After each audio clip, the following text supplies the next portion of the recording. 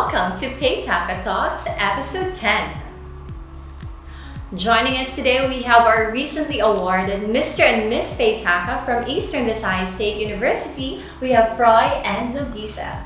Yay! Welcome! Hi, welcome! Thank you so much for having us. Yes, thank Welcome you. to Paytaca Talks. Welcome to the Paytaca headquarters. So it's your first time here, right? Yes. Yes, sir. And it's the first time to meet everyone here. Yes. Yes, sir. Great. So we saw each other last time at the pageant itself. No, it was at, when was that? A couple of months ago? Yes.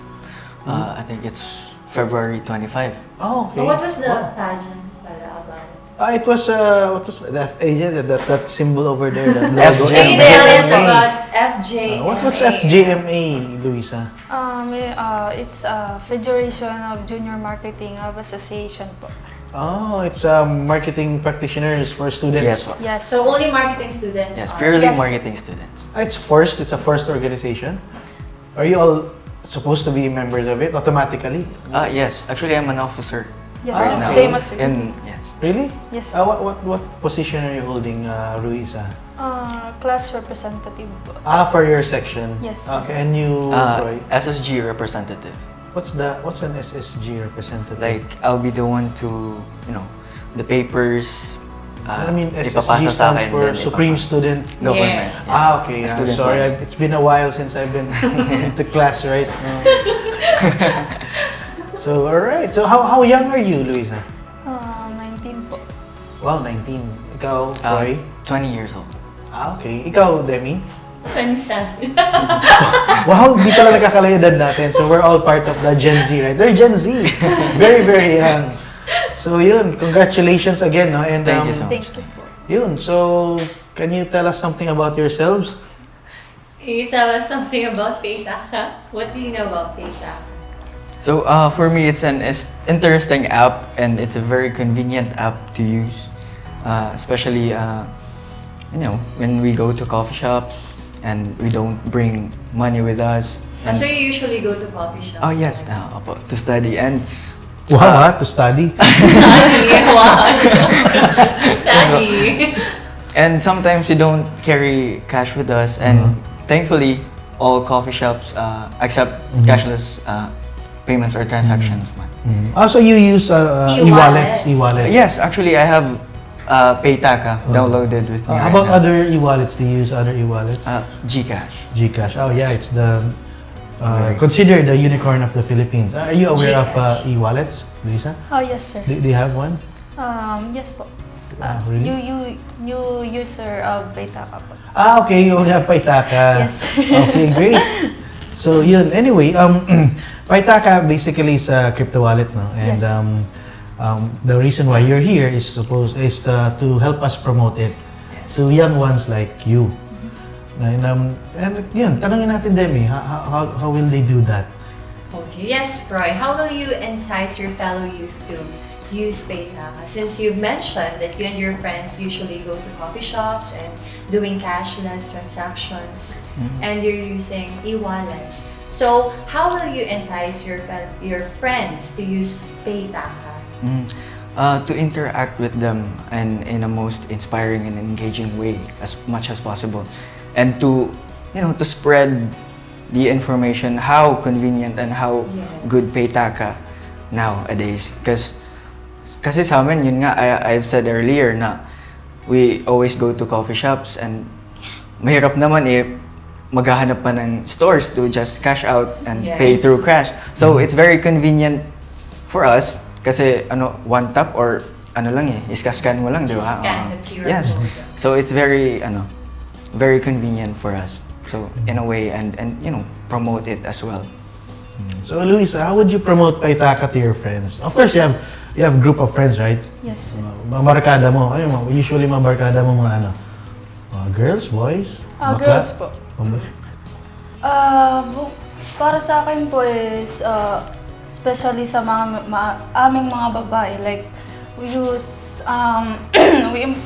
we don't use a big bag para isulod ang mga kailangan namin. So, we usually use our cellphone. So, through cellphone po is, pwede ka na po ngayong magbayad through online. So, through Paytaca, you can, pwede ka na po magbayad sa mga store, especially kasi online transaction naman po. Okay, so have you, you haven't received BCH yet? Are you aware what BCH is? Yes. BCH is Bitcoin Cash. That's the cryptocurrency that we carry on Paytaca. Ay, Demi, did you know, not only are they ambassadors, no, the endorsers of Paytaca, no, for their generation, they'll also be receiving BCH, Bitcoin As their Cash, prize. as a prize. Yeah, it will be a surprise because our president Jomar will be giving them a fairly large amount, no, of BCH so that they can use to our partners. Because as of today, they are now the faces of the BCH Army. Yes, the BCH Army. Congratulations. The BCH Army, explain nyo what the BCH Army kasi baka ano so that they can learn what it is about. BCH Army is a group of young people who use cryptocurrency, and they are also promoting Paytaca. So they will be the faces of our BCH Army. Yun. And later, our brand ambassador, no, brand ambassadors Cladge Mitch will be shooting tutorials. With them as the models, how to receive BCH, how to use it, how to send it as a gift, how to practically what they can do in the wallet. With Paytaca. So Demi, there's good news that you want to share to our viewers, right? Yes, this is really breaking news because from 15 daily users, we have jumped to 260 new users daily. So that's thanks to our brand evangelists, Cladge and Mitch. Nice, congratulations guys, and looking forward to 100,000 users before the end of next month. Yes. 100,000 users. Well, that's, ambition ka rin lang naman Itaasan na natin. So, Luisa and Froy, so what are you guys looking forward to as Mr. and Miss Paytaca? Luisa? So, as I've said po kanina, like, I'm looking forward po to know about Paytaca po and the Bitcoin Cash. So I will promote it to all my friends and users, and I want to meet them all po. Yes. Yes, because we will have events in the future. Yes, they'll be going around. They'll be going around, going to merchants, using BCH, promoting this, bringing the BCH Army, their friends, mga lola, lolo, parents. You have brothers and sisters? Yes po. How many? Apat na lang po. Okay, you have 4 siblings. Oh, that's another additional 4 users. Yes. Alright, so 264 new users. Alright, Froy, what are you looking forward to? First of all, I would like to thank everyone for this opportunity, and I'm looking forward to be in this kind of event or talks po, and to promote the Paytaca as well. Yes, Jomar and I and our ambassador evangelist Cladge and Mitch will be going around campuses. We're striking up partnerships with schools and agencies, so they'll be also the faces of these. Yes, definitely, Froy and Luisa will be joining us, especially now that Paytaca has already working on several MOAs with universities and government agencies. Konti na lang at lalabas na mga yan. And the MOA, the Memorandum of Agreements with them, is to share the technology, share the knowledge, with a couple of workshops. And even during their events, we'll be gracing their activities, bringing our vending machine so that people, the attendees, can learn more about Paytaca and how to use Bitcoin Cash. So looking forward to our future partnerships. We have, pwede ba yung pangalanan yung mga schools na ba yan? Pangalanan ba natin? O wag na lang muna. So that we will preempt it. But definitely, malalaking mga organization and malalaking universities here in the region. Alright, so yes, Demi. So Demi, ikaw, have you used your Paytaca wallet already? Yes, I've used it to several coffee shops na din. Wow. And we have other restaurants na. So have you bought yourself flowers? I can buy myself. Okay, using Bitcoin Cash, hopefully. Pwede ba tayong partner na flower shop? We will, definitely. I already have a friend, I talked to him. We'll be having a tackle shop for fishing, and then a flower shop. Yes, one of my good friends owns a flower shop and gift shop, so we'll be inviting them. Ayan. Ayos. So more exciting news and events paparating for Paytaca. Yes. So, thank you for everyone. No? Thank you for coming. Thank you. Roy Thank you and so much for Luisa having us. being here, and congratulations for being our Mr. and Miss Paytaca for this year. All Thank right. you very Good much. job. Joining us today, we have our CEO and President, Jomar, Marketing Director, Aaron, and our Brand Evangelists, Cladge and Mitch. Hello. Hi, guys. Hi. Glad to be here again. Yeah. Yes, we're back. Welcome back, Jomar. No? Series of what were the conferences that you've been speaking to lately?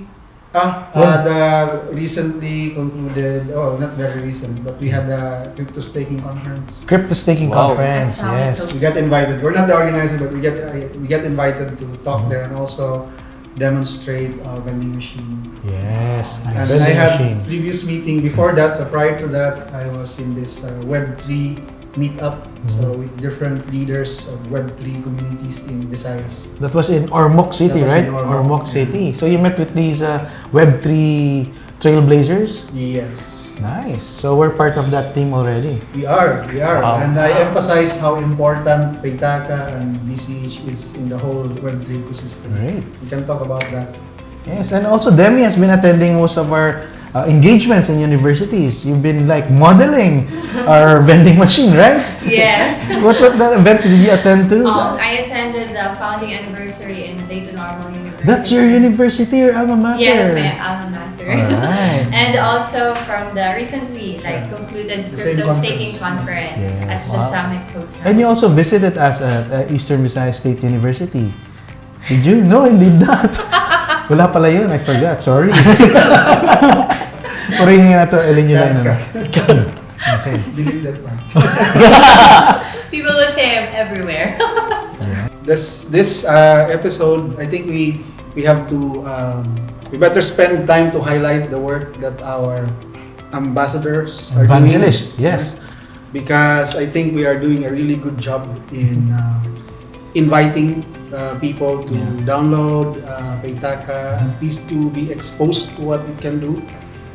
We may be promising a lot for the future because for now we have like minimal sets of features, but you're doing a good job. Yeah, we've been bombarded lately with a lot of inquiries and questions in our page, in our YouTube channel. You know, a lot of people, how did you do that, Cladge? How come many people are bugging us now? Yes, tell us more. Actually, kami kasi parang yung pinaka ginagawa kasi ngayon ni Paytaca is not parang to give knowledge, diba? To give parang opportunity sa mga tao. But also, yung ginagawa ni Paytaca ngayon is to parang mamahagi din ng mga blessings para sa mga new users, diba? Yes. So, grabe, we are very blessed kasi may mga tao talaga na nagtitiwala ba sa kakayahan ni Paytaca. Hindi lang sa parang dahil si Paytaca very generous when it comes to mga giveaways, but maraming opportunities na nakikita yung mga tao, especially that we're going to Web3. Kasi people are starting na, parang nagkakaroon na sila ng knowledge about cryptocurrency. And we are slowly adapting ba the future. Which is, kahit na anong gawin natin, parang papunta pa rin talaga. Kahit na anong mangyari, papunta pa rin tayo talaga sa Web3. Dahil yung mundo ngayon is very parang, unti-unti siyang nag-e-evolve. So yun. Just like what yung nangyari sa Web 2. No? So, yun. Papunta tayo sa Web 3 ngayon. And, okay. It's interesting to note that From that 50 15 new users, daily users, we only have 260. now it's 260 daily Daily. users. So when Cladge started this campaign, we boosted that in our page. We shown that in our page that we had around 1,600 new users in a span of 7 days, and it's still continuing up to now. Still continuing. And also, may gusto lang i-add kasi may mga other communities din na bigla ang nag-join. Actually, may isang araw ngayon na nagulat ako na nagkaroon na sila ng 200 na nag-join sa community natin. Kasi parang, hindi ko na lang i-mention muna for now. Kasi parang, in the future, yun yung natin. It's a community FB group. It's an FB Facebook group. Actually, community siya when it comes to parang ibang cryptocurrency, something like that. But they are planning to, parang partner with Paytaca ba. And yung ginawa nila, yung mga members nila, parang sumali sila mismo dun sa member na binibuild natin. And they're very much interested sa Paytaca. Kasi nakikita talaga nila na ang lawak na ng natin. Parang mabilis yung pag-grow ba natin ba? Like dito sa lugar natin, di ba? Like people are starting to accept Paytaca or BCH. Yeah, they're starting to hear about us. Unlike in the earlier days, Paytaca is known abroad. You know, for existing BCH users, but now even those who are not into crypto are downloading Paytaca and curious about it and asking for Bitcoin Cash every now and then for milk and diapers, and it's funny, but it's interesting because now they're not asking for money, but they're asking for Bitcoin Cash. But yung pinakamaganda dyan kasi yung may mga iba kasi na syempre din na humihingi din ng tulong, like for example, they are asking for giveaways, but there are people na they are asking for knowledge about opportunities, and also may mga nag-i-install din ng Paytaca na they are looking for parang paglalagyan ng pera nila ba, like savings, kasi especially di ba, parang may mga kaganapan na nawawala yung pera nila na nilalagay doon sa mga electronic wallet nila. But merong nga tanong yun na sinagot ko recently na safe ba yung mas safe ba dito sa Paytaca? Oo naman. Ganyan, mga ganun ba? So parang at the same time, diba, hindi lang safe, kundi parang lumalaki din yung savings nila pag naglalagay sila sa Paytaca. Yes, there's an opportunity to earn. I actually like the questions being posted by our new users. Very, very thoughtful. Well-worded. It's genuine curiosity. They're curious talaga. Ikaw, Mitch, like, do you get BCH? Kasi Cladge has been giving away BCH. Does he give you BCH? Yes, of course. Oh, really? How much did he give you already? Secret. Auditor. Actually, personal ba? Hindi lang si Paytaca yung namimigay kundi in my personal ginagamit ko din yung mga personal budget ko ba to give away monies. Very generous. Philanthropist. Pero I'm using parang unti-unti ko nang ina-adapt talaga sa tao na parang magkaroon ka ng Paytaca kasi hindi ka lang makakatanggap ng pera from us, but if you want to parang madagdagan or lumaki yung pinondo mong pera dyan, parang may opportunity pa rin sila na parang mag-impact lang hanggang sa hintayin nila lumaki, and then kapag lumaki na, pwede mo na i-convert, parang ganun ba? So, or spend directly. Yeah, spend directly, mga ganun ba? That's a great news, Cladge. You're giving away diapers.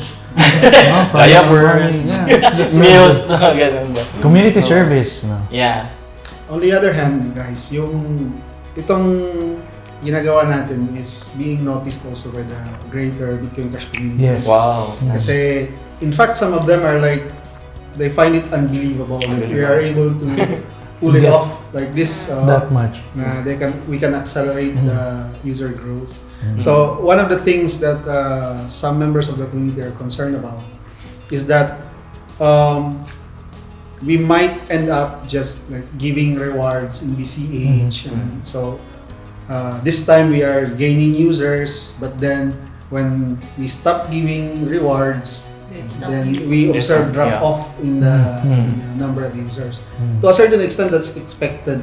Yes, it is. I already checked the stats; it's fluctuating. So sometimes we get a number of installs like 1,800, 1,200, and then the next day we have some reduction in the number of installed devices. That's expected. But I think the concern is valid. Like, how do we as a team make sure that we can retain our users. We can retain our user base, keep it growing, even if we stop giving the rewards. That's what we've been doing actually for the past few months when we got our seed fund. First, we invited merchants to come on board so that users can download the wallet and then use it on the merchants. But now, we invite users to download. So the way to be able to maintain is to increase also the merchant base. Yes. We already increased the merchant base. We made like a couple of merchants already with a small amount of users, but now the users are increasing, so we have to increase the merchants. We've created already collaterals to invite most of merchants to to subscribe, to Yeah. become part of the Paytaca network. And we'll be posting it in our page soon, the brochure, no, to invite more. As of now, we only have merchants here in Eastern Visayas, but we'll be growing. We'll be growing into major cities, since that our new users are from these major cities. Yeah. Actually, I think Mitch has something to say about the question. Okay. Yeah. Mitch, what can you say? I think we just need to let the users, give the users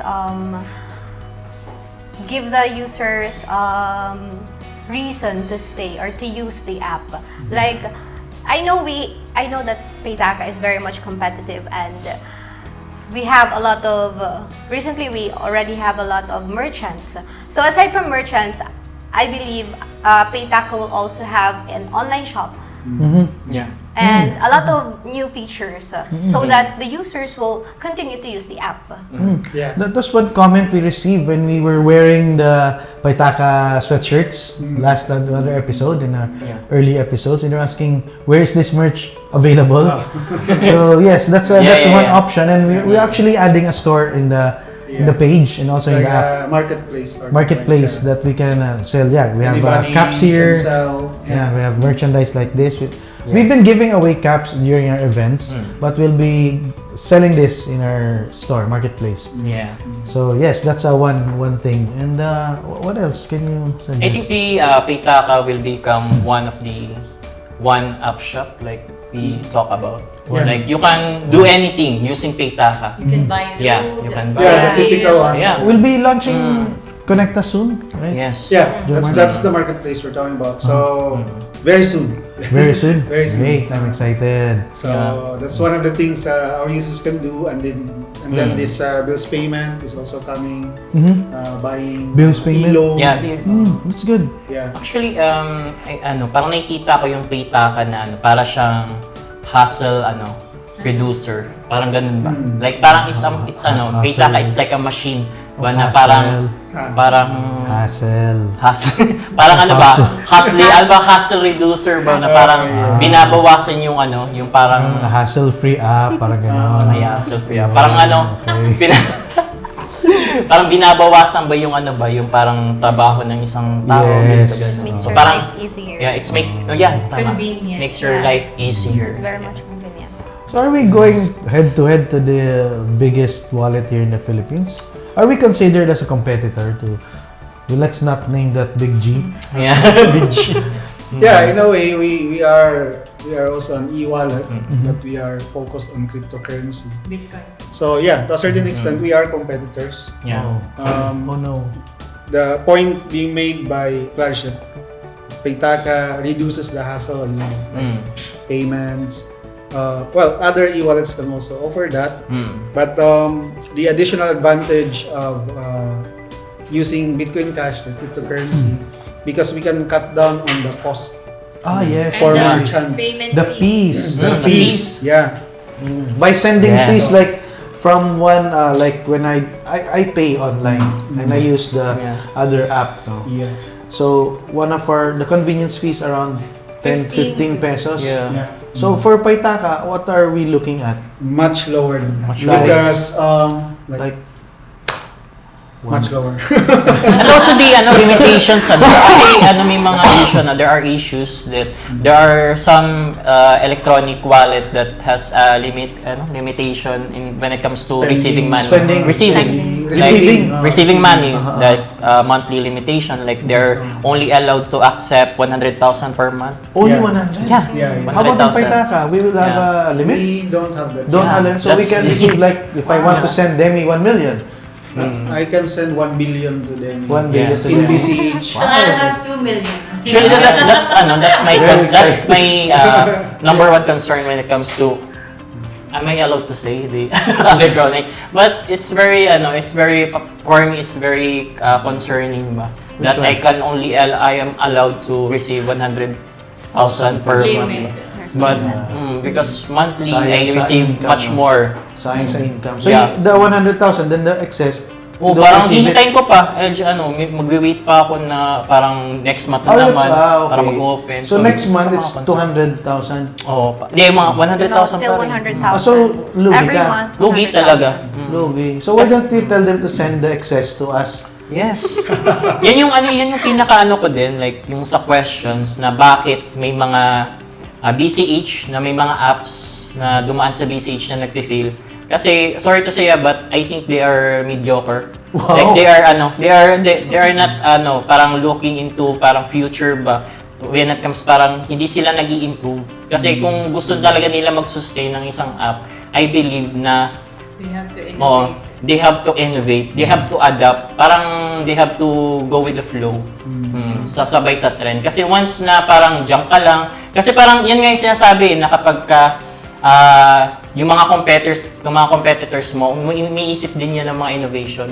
So, depende na lang yan kung makikisabay kayo o hindi. Kasi kung hindi ka sasabay, you are bound to to fail. Speaking of innovation, because these two big wallet apps, I won't mention the big J and the big M, right? Yeah. Okay, so they already introducing crypto. But how come, Joe Marno and Cladge, I'm curious because not all users, the feature about crypto is not available to all users. Why is that?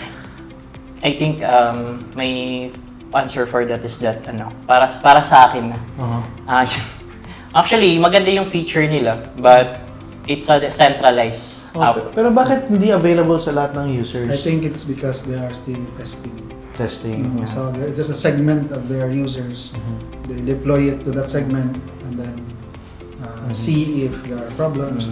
Actually, tinetesting pa kasi nila yan kasi baka parang, di ba may mga issues na nawawala yung mga funds, Yes. di ba? Madali lang. So parang, para sa akin parang hindi ko sinisiraan, pero parang ganun na nga.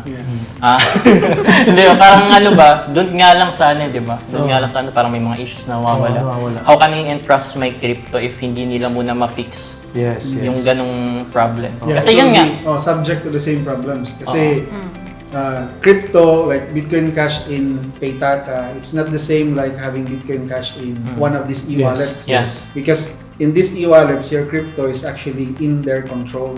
Yeah. They hold the private keys. So it will be subject to the same issues like Cladge mentioned. Funds of some of the users get lost somehow along the way. I don't know. Kasi pwede magamit their cryptos can also be lost because of that. That's why they're still not secure. They're unsure. In a way, They're unsure less of that secure. product. They're unsure of the. Baka nakikiuso lang kasi because crypto is we have the future, so they have to Actually, force it. It happened to introduce. before that they prematurely announced that they're going they did. to support crypto, and then there was a lot of problems in crypto, like the collapse of FTX. Yeah. And then they from withdrew the announcement, like okay, we will for now we will not proceed with this, something like that. And then they're back again. And then they're back. But So it's a good whether Yeah, it's a good thing that one of these apps are carry Bitcoin Cash. yeah, I would expect that all of this e-wallets to support crypto will also support Bitcoin Cash. Just like Bitcoin Cash is one of the original cryptocurrencies. Bitcoin Cash, Ethereum, they're like the OGs. They call it the OG coins. Original. Yes. GOAT. Aren't we learned from FTX? You are entrusting your money to a centralized app that is controlled by, you know what? So, pwede nilang magamit yung money mo. They can use your money to, transfer my yeah. Bitcoin Cash from this e-wallet to Paytaca immediately. Yeah, immediately. Yeah. Move your millions. I will later. Pesos. Convert to Bitcoin Cash, move it to Paytaca. Parang ano yun parang... So the question of losing, is it a problem here in Paytaca? Well, loss of your funds will not result from access to our servers. That's what we can assure. Because in the first place, we don't have your private keys and your seed phrases.